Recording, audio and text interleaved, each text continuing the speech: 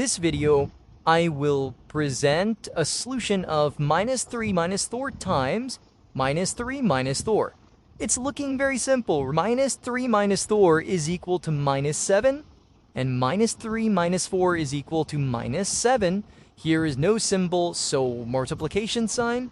-7 times -7 will be equal to plus 49, which will be answer, but it is wrong.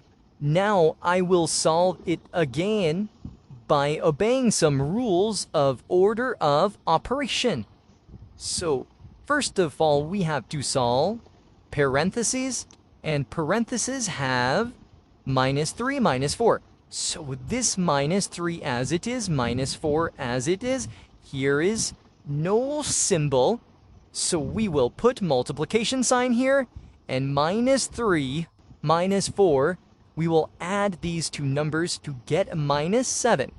So we have solve parentheses. Now, according to PEMDAS, we have to solve this multiplication because subtraction is at last.